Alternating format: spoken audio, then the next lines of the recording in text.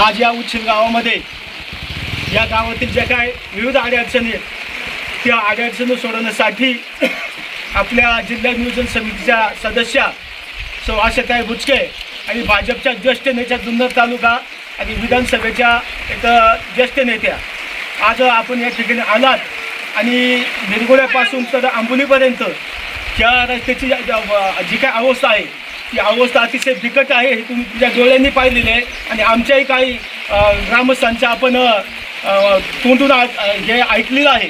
त्यानंतर जे काही एस टीच्या विद्यार्थ्यांच्या महिला मुली आणि विद्यार्थी हे काही एस टीने इकडून जातात व तिकडून यायला अतिशय खूप अशी अडचण निर्माण होते। 4 बसच्या विद्यार्थी आणि प्रवासी एका बसमध्ये येऊ शकत नाही। 20, 25, 30 मुलं जुन्नर ठिकाणी राहतात, आपल्याला काही प्रवासी राहतात, हे फार मोठे हाल आहेत। आम्ही सुद्धा अनेक निवेदन देऊन त्या ठिकाणी नारायणगावच्या आरगडे साहेबांना जेव्हा भेटले नाहीत त्यांनी आम्हाला हमी दिली होती त्या पद्धतीने तसं आजपर्यंत तसं काही झालेलं नाही आणि याही पुढं आजही आम्ही आपल्या ग्रामपंचायतच्या वतीने आणि ग्रामस्थांच्या वतीने आपल्याला निवेदन दिलेलं आहे। त्या निवेदनामध्ये आम्ही नमूद केलेलं आहे की 4 बस आमच्या भागामध्ये आल्या पाहिजेत। दुपारची 2ची बस आवश्यक आहे, त्यानंतर 3:30ची बस येतीच आहे, त्यानंतर 4:30चे कॉलेज सुटते, त्या कॉलेज सुटल्यानंतर 5:30च्या एस टीने आंबोलीपर्यंत विद्यार्थी फार निर्गुणपासून आंबोलीपर्यंत विद्यार्थी सुखरूपाने व्यवस्थितपणे जो तो ज्येष्ठच्या घरी जाऊ शकतो। अशा पद्धतीने 3-4 बस आपल्या या भागामध्ये आल्या तर निश्चितपणे अतिशय चांगल्या पद्धतीने काम होणार आहे। त्याचबरोबर या ठिकाणी पाठीमागं भगवंत नानावलं ज्येष्ठ आमच्या गावातले वयोवृद्ध कार्यकर्ते होते आणि त्यांचंसुद्धा आम्हाला फार मोठ्या गावाला मार्गदर्शन मिळत होतं, तर ते सुद्धा गेल्यानंतर त्यांचा पिंडदानाचा विधी करण्यासाठी गांजाडी साहेब आपण ते आलो होतात। अतिशय भर पावसामध्ये आम्हाला छत्री घेऊन उभं राहावं लागलं। 2 तासामध्ये 1-1.5 तासामध्ये कार्यक्रम पार पडला आणि जुना जाणता कार्यकर्ता असल्यामुळं वयोवृद्ध माणूस असल्यामुळं बरेचसे मान्यवर मंडळी आले होते, पण त्यांचेसुद्धा फार या ग्रामीण भागामध्ये अपघात झालेले। जसे पूर्व भागामध्ये चांगल्या पद्धतीचे शेड आहेत, वेटिंग शेड आहेत, स्मशानभूमी आहेत, त्याच पद्धतीने आमच्या ग्रामीण भागामध्ये झाल्या तर निश्चितपणे तुमच्यासारख्या आलेले जे काय पाहुणे मंडळी आहेत, नेते मंडळी आहेत, कार्यकर्ते मंडळी आहेत, त्यांनासुद्धा फार मोठा दिलासा मिळेल किंवा एक चांगली सहानुभूती निर्माण होईल। अशा पद्धतीने तुम्ही आज या ठिकाणी आलात। आजपर्यंत काही कोणी आलेलं नाही या आमच्या अडचणी सोडवण्यासाठी, तुम्ही आलात। आम्ही गावच्या वतीने तुमचा हार्दिक आभार मानतोय।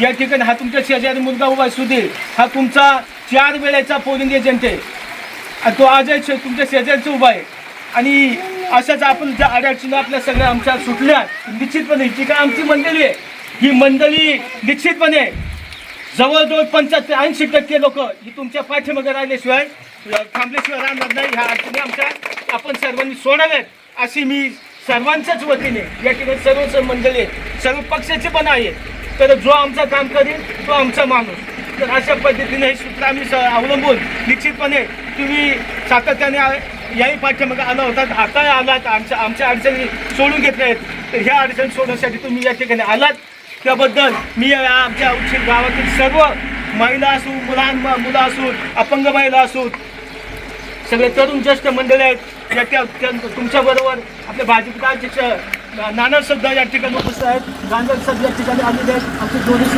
सगळ्यांचा परिचय आहे। तर आपण सर्वजण मान्यवर मंडळी या ठिकाणी आलात, आमच्या अडचणी समजून घेतल्या। त्याचबरोबर या ठिकाणी भुजबळ साहेब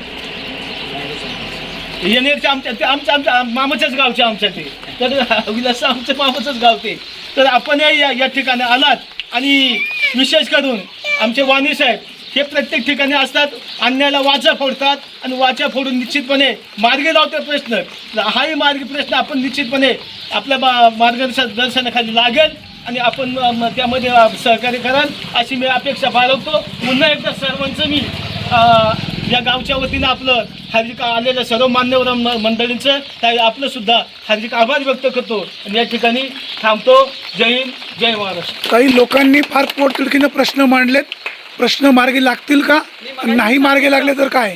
मी मगाशीच सांगितलं, आशाताई एकतर शब्द देत नाही आणि दिलं तर केल्याशिवाय राहत नाही. दादा बरोबर?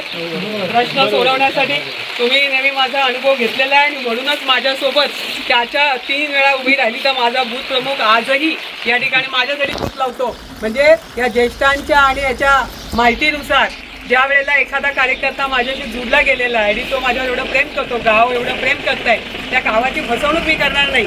या ठिकाणी निश्चितपणाने येणाऱ्या काळामध्ये त्या ताईने सुद्धा सांगितलं 14 सालापासून ऑपरेशन झालं आहे, पण तिला काहीतरी रोजगारासाठी हवं आहे.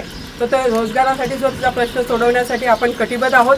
आणि त्यांनी जे जे काही सांगितलं त्यातले अर्धे प्रश्न म्हणजे रस्त्याचे खड्डे भरणं आणि एसटीचा तो 2 दिवसात 48 तासात हे काम मार्गी लागलेलं दिसेल. आणि वेटिंग सेट आणि त्या ताईच्या कामासाठी सुद्धा आपण पुढची पावलं उचलणार आहोत आणि यशस्वी करणार आहोत. जय हिंद, जय महाराष्ट्र. धन्यवाद.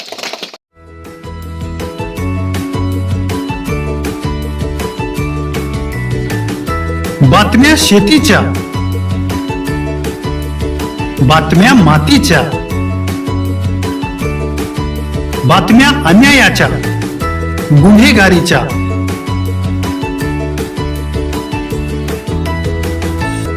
राजकारणाच्या आणि समाजकारणाच्या, शोषणाविरुद्ध बुलंद आवाज, जनसामान्यांच्या हुंकाराची गाज, सत्कार्याला प्रोत्साहन,